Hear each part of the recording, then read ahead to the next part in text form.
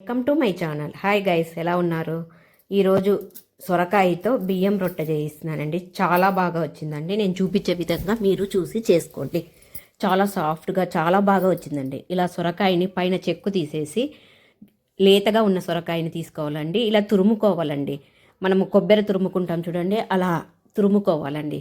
సన్నగా బాగా పడుతుందండి. ఇలా సొరకాయని తురుపు నైస్గా తురుముకున్న తర్వాత మనము వాటిలో ఉన్న నీటిని పిండి వేసుకోవాలండి.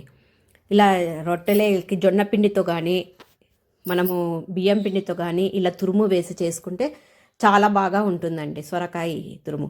ఇది వాటరు ఉంటుంది కాబట్టి కొంచెం ఉప్పు వేసి పక్కన పెట్టినానండి. అంతలోపల ఒక మిక్సీ జార్ తీసుకొని దాంట్లోకి పచ్చిమిరపకాయలు ఒక ముక్క అల్లము వేసి మిక్సీ పట్టుకున్నానండి. ఇలా పచ్చి మిరపకాయ తురుము తీసుకున్నానండి. ఇలా బియ్యం పిండిని మీరు ఎంత చేయాలనుకుంటున్నారో అంత బియ్యం పిండి క్వాంటిటీ తీసుకోవాలండి. తర్వాత ఈ ఆకు సోయా ఆకు అండి, ఇది చాలా మంచిదండి. పాలాకు తీసుకున్నానండి. ఈ రెండు కలిపి చేసుకుంటే చాలా బాగుంటాయండి. ఇలా బియ్యం పిండిలోకి ఈ రెండు ఆకులతో కలిపి చేస్తే చాలా బాగుంటుందండి. పిండికి తగినంత ఉప్పు, కారము, జీలకర్ర, పచ్చిశనగపప్పు వేసుకున్నానండి. తర్వాత మనము మిక్సీ పట్టుకున్న పచ్చిమిర్చి తురుము వేసుకున్నాను. ఇలా పాలాకును కడుక్కొని సన్నగా తురుముకున్నానండి. తర్వాత సోయా ఆకును కూడా సన్నగా తురుముకొని వేసుకున్నానండి. ఇప్పుడు మనము ఫస్ట్ తురుముకున్న సొరకాయ తురుముని ఇలా నీళ్ళన్నీ చూడండి వాటర్ ఎంతగా వస్తున్నాయో అలా అంతా పిండిన తర్వాత మనము ఆ తురుముని ఈ పిండి మిశ్రమంలోకి వేయాలండి. ఇలా వేసి తర్వాత మనము సన్నగా తరిగి పెట్టుకున్న ఉల్లిపాయ ముక్కల్ని కూడా వేసుకోవాలండి. మనకు ఎంత కావాలో అంత చూసి పిండికి తగినంతగా ఇవన్నీ వేసుకోవాలండి. ఇలా పిండి అంతా కలుపుకోవాలండి. ఎందుకంటే పాలాకులోను సొరకాయ తురుములోను ఉల్లిపాయలలోనూ కొంచెం తేమ ఉంటుంది కాబట్టి మనము ఫస్ట్ అంతా పిండి అంతా కలుపుకోవాలండి. మళ్ళా కావాడితే మనం పిండిని చూసుకొని వేసుకోవచ్చండి. మొదట ఈ వాటర్ అంతా ఇలా పిండికి మొత్తం అయ్యేటట్లు కలుపుకొని తగినన్ని నీళ్లు పోసుకొని కలుపుకోవాలండి.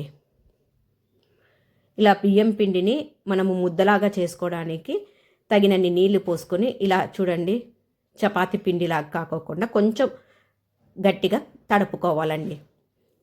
ఇలా తడుపుకొని పక్కన పెట్టాలండి ఒక 10 నిమిషాలు. తర్వాత ఒక పేపర్ తీసుకొని ఇలా పేపర్కి నూనె అంటించుకొని బటర్ పేపర్ కానీ తీసుకోవచ్చండి. నేను బటర్ పేపర్ తీసుకున్నాను. ఇలా పేపర్ తీసుకొని ఆయిల్ పట్టించుకొని ఇలా మనము బియ్యం పిండి ముద్దని తీసుకొని ఇలా చేత్తో రొట్టెలాగా మనము స్ప్రెడ్ చేస్తూ చేసుకోవాలండి. చూడండి ఎంత పల్చగా బియ్యం రొట్టెని ఒత్తుకున్నాను. ఇలా చేసుకొని మనము రొట్టెని కాల్చుకోవచ్చండి. ఇలా చేసుకునే లోపల నేను పెనం పెట్టి వేడి చేసుకున్నానండి. చూడండి ఎంత బాగా బటర్ పేపర్కి అంటుకోకుండా వస్తుంది. ఇలా పల్చగా చేసుకోవాలండి. అంతలోపల పెనం కాలిన తర్వాత మనం ఇది బియ్యం రొట్టెని ఇలా పెనం మీద వేసుకొని కొంచెము రంధ్రాలు చేసుకోవాలండి. ఎందుకంటే నూనె వేసి ఇలా చేత్తో నేను చూపించే విధంగా రంధ్రాలు చేసుకొని నూనె వేసినామంటే బాగా కాలుతాయండి. దూరగా చాలా సాఫ్ట్గా కూడా ఉంటాయండి. ఇలా ఆకుకూరలు సొరకాయ తురుము అన్నీ వేసుకొని చేసుకుంటే మొత్తం అన్నీ కలిసినప్పుడు రొట్టె చాలా టేస్టీగా ఉంటుందండి తినేటప్పుడు. ఇలా బియ్యం రొట్టెని రాత్రి టిఫిన్లలో కానీ ఉదయం టిఫిన్లకు కానీ చేసుకొని ఏదన్నా చట్నీతో కానీ పచ్చడితో కానీ సర్వ్ చేసుకొని తింటే చాలా టేస్టీగా ఉంటుందండి. అందరూ బాగా ఇష్టపడతారండి. దీన్నే తెలంగాణలో చేస్తారండి. కొంచెం నూనె ఎక్కువ వేసుకొని చేసుకోవచ్చు. చాలా బాగా ఉంటుందండి. తెలంగాణ సైడ్ చేస్తారు, కర్ణాటక సైడ్ చేస్తారండి.